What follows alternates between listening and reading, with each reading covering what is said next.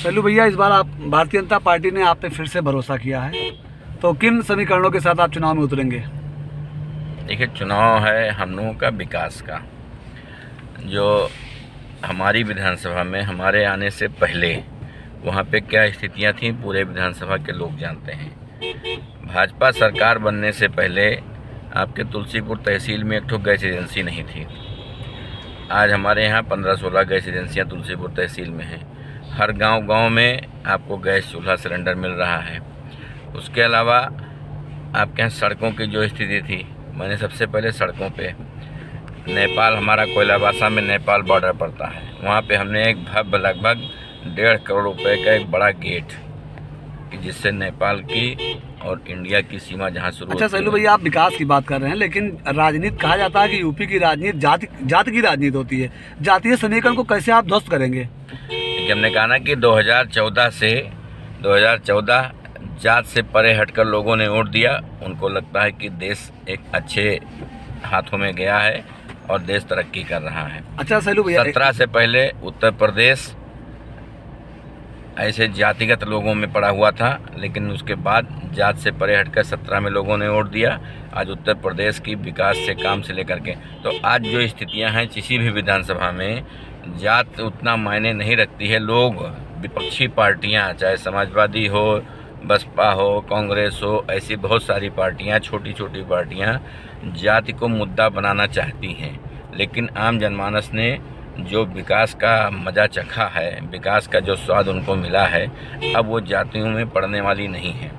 क्योंकि इनके समय में 2-4 घंटे बत्ती आती थी, हमारे यहाँ 18-20 घंटे बत्ती आती है। पूरे 5 साल आई, और बिना किसी भेदभाव के 75 ज़िले में 18 घंटे गांव में, 20 घंटे तहसील मुख्यालय पे और 24 घंटे जिला मुख्यालय पे बत्ती का सरकार ने वादा किया था। हमने अपना वादा। अच्छा शैलू भैया, मैं आपको टोकूंगा बीच में।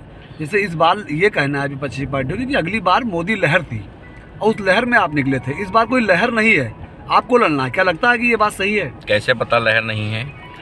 14 में आपने देखा जी, हमें सरकार ने जो वोट दिया किस मुद्दे पे आकर के, और 14 में हमारे पास सेंट्रल में 282 सांसद थे। लोग कहते हैं कि सरकार में रहने के बाद लोग कम हो जाते हैं, लेकिन फिर हमारे यहाँ जब 2019 में सांसदी का चुनाव हुआ तो 309 से ऊपर लोग चले आए। हम पूर्ण बहुमत, फुल मेजॉरिटी में अपने आप वैसे ही आ गए। 17 में 325 सीटें हमको मिली। उसके बाद 19 चुनाव हुआ, उसमें भी और हम बढ़ करके आए। तो लहर नहीं है। लहर का मतलब थोड़ी आता है लहर कोई दिखाई पड़ती है। हमने इस कोरोना काल में भी, कोई भी अगर ये बता दे गांव के व्यक्ति कहीं शहर से लेकर के, कि इस कोरोना काल में सपा, बसपा, कांग्रेस, किसी भी दल का व्यक्ति अगर गांव में जाकर के, कहीं जाकर के 1 किलो चावल तक दिया हो, या कोई छोटे से छोटा कोई उनको सुविधा दिया हो, व्यवस्था दिया हो, उनकी कोई मदद किया हो, तो हम लोग छोड़ दें। लेकिन जो भी किया हमने किया। आपके रिश्तेदार नातेदारों को दिल्ली, बम्बई, लखनऊ से ला करके रखना, खिलाना, पिलाना, उनको व्यवस्था देना, सुविधा देना। उसके अलावा हमने 2-2 बार महीने में आपको राशन मिल रहा है। लोग कहते थे कि हमारी नौकरी चली गई, भूख से लोग मरने लगेंगे, लेकिन पूरे उत्तर प्रदेश में, क्या देश में, कहीं कोई ऐसा व्यक्ति नहीं कह सकता कि नौकरी रही हो चाहे न रही, लेकिन भोजन हमने दिया, दवाई हमने दी, सुविधा हमने दी, व्यवस्था हमने दी। हमारे यहाँ एक को ऑक्सीजन प्लांट नहीं थे, लोग ऑक्सीजन परेशान थे, 2-2 ऑक्सीजन प्लांट लग गए। राशन, गल्ला, पानी, उनके साथ साथ हम दाल, नमक, तेल, चीनी, इन सब चीज़ों को भी उनको लोग देने आप लगे। जो विकास की बातें कर रहे हैं हम उससे सहमत है, लेकिन शैलू भैया जो राजनीति, जैसे जो प्रमुख विपक्षी दल समाजवादी पार्टी है, वो MY समीकरण पर चुनाव लड़ रही है। MY का मतलब मुस्लिम और यादव, ठीक? उसका उनके समर्थकों का ये कहना है कि हमारे पास एक मजबूत वोट बैंक है। देखिए, मुस्लिम भी जानता है कि इन 5 सालों में उत्तर प्रदेश में एक भी दंगा नहीं हुआ। हिंदू मुस्लिम कोई दंगा नहीं हुआ, ना कोई झगड़ा हुआ, ना कोई मारपीट हुई, ना कहीं किसी को ज़बरदस्ती किसी मुकदमे फंसाया गया, ना परेशान किया गया, ना प्रताड़ित किया गया। जहाँ तक यादव की बात है, यादव को भी ये समझ में आ चुका है कि जहाँ हमको कोई सुविधा, जात की अगर हम चर्चा करें तो एक बाप के 4 लड़के होते हैं जो एक ही खून होते हैं, लेकिन बंटवारा के बाद सबसे ज़्यादा लाठी वही आपस में चलाते हैं। तो जात वात की चर्चा करने की बात नहीं है। हम जो योजना कार्यक्रम दे रहे हैं, विकास दे रहे हैं, उनको सुविधा दे रहे हैं, स्कूल, अस्पताल, वृद्धा पेंशन, विधवा पेंशन 300 रुपये मिलता था समाजवादी में, हमने उसको 500 किया, फिर 1000 कर दिया, अब 1000 रुपये मिलेंगे। गांव में आपको सुविधा पीने की, पानी से लेकर के सिंचाई से लेकर के, अभी देखिए नहर, हमने मोदी जी हमारे यहाँ आए थे, एक नहर परियोजना थी, उसमें लगभग 1972 में परियोजना पास हुई थी, 78 में काम शुरू हुआ था और तब वो परियोजना की कीमत 100 करोड़ रुपये थी, लेकिन आज तक 42 सालों में वो परियोजना बन नहीं पाई। यहाँ के लोगों को, किसानों के लिए सिंचित सबसे ज़्यादा सिंचाई की सुविधा चाहिए थी। आज उन नहर बनने से लगभग 15 लाख हेक्टेयर ज़मीन सिंचित होगी, लगभग 30 लाख किसानों को फ़ायदा होगा। तो हम इसको देखेंगे कि हमें सुविधा कौन दे रहा है, व्यवस्था कौन दे रहा है, कि जात लेकर के हमको खाना मिलेगा, कि हमारे बच्चों को सुविधा मिलेगी। 9 मेडिकल कॉलेज पूरे उत्तर प्रदेश में थे, आज 40 नए मेडिकल कॉलेज हो गए। बलरामपुर में भी आपके यहाँ मेडिकल कॉलेज बन रहा है। तो यहाँ के लोग ये देखेंगे कि हमें सुविधा कहाँ मिल रही है, कि आदमी जात पे जा कर के ना उनको भोजन मिलेगा, ना उनको दवा मिलेगी, ना उनको राशन मिलेगा, ना उनको खाना मिलेगा, ना उनको पेंशन मिलेगा। आज आपने देखा होगा किसान सम्मान निधि, मेरी विधानसभा क्षेत्र में लगभग 76,000 लोगों को किसान सम्मान निधि मिल रहा है। उसमें से अगर 50,000 लोग गद्दारी कर जाएं, हमसे अलग हट जाएं, हमारा पैसा लेने के बाद हट जाएं, तब भी अगर 25,000 परिवार हमारे साथ खड़ा है तो 25,000 परिवार में अगर ये घर में 4 वोट होता है तो 1 लाख वोट हमको मिलेगा, अगर 5 वोट होता है तो 1.25 लाख वोट मिलेगा। कोई कहने की बात है? अच्छा सैलू भैया, अगर आपकी हम विधानसभा में आ जाएं तो वहाँ एक बेल्ट है, थारू बेल्ट के नाम से मशहूर है, आप भी जानते हैं। अब बताया जा रहा है कि योगी जी ने थारू बेल्ट में काफ़ी काम किया है, खुद व्यक्तिगत रूप से उनका लगाव है, लेकिन जो थारू जातियाँ होती हैं बहुत जागरूक नहीं होती हैं। अब ऐसा कहा जा रहा है कि जो विपक्षी खेमा है वहाँ सेन लगाई हुई है आपके गढ़ में, क्या लगता है आपको? पहले था, कुछ समय ऐसा था कि बसपा ने कुछ काम मतलब उनको दिया, लेकिन तब से लेकर के आज तक वो अपेक्षित थे। आज हमने उनको समाज में स्थान भी दिया, पार्टी में भी स्थान दिया, चुनाव से लेकर सब जगह, और योजना विकास कार्यक्रम।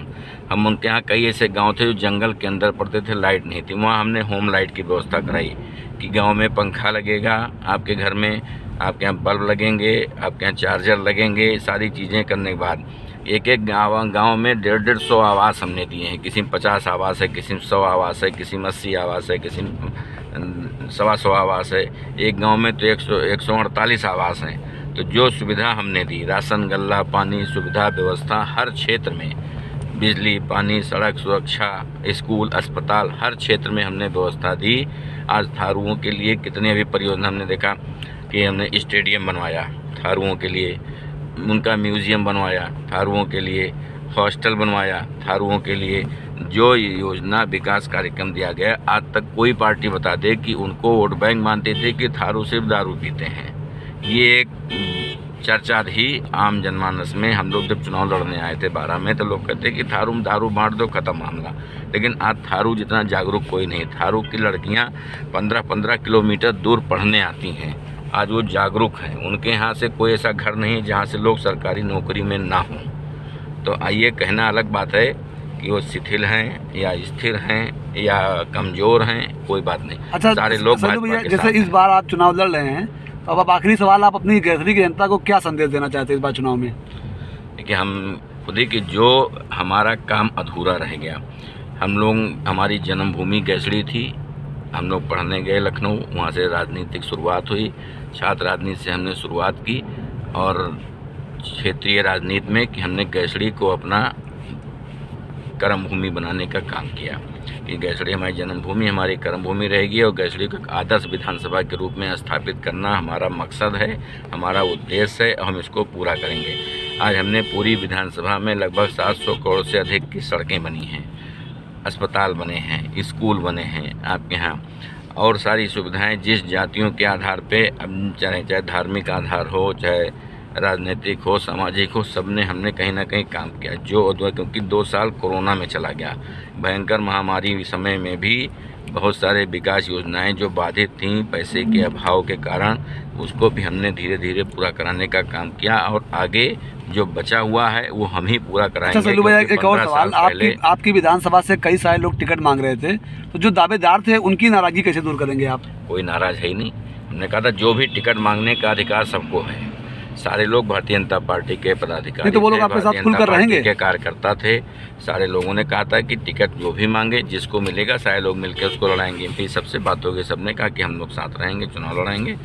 धन्यवाद। तो ये सैलू भैया थे जो इस बात का दावा कर रहे हैं कि वो जो विपक्षी पार्टियों का जो जातीय समीकरण है उसको तोड़ देंगे इस बार, और जो विकास कार्य है, जो योगी और मोदी जी की जो योजनाएं हैं, जो गरीबों को लाभ दिया जा रहा है, उसका असर चुनाव में दिखाई देगा। इसके अलावा उन्होंने वादा किया है कि वो गैसरी विधानसभा को एक आदर्श विधानसभा में डेवलप करेंगे। धन्यवाद।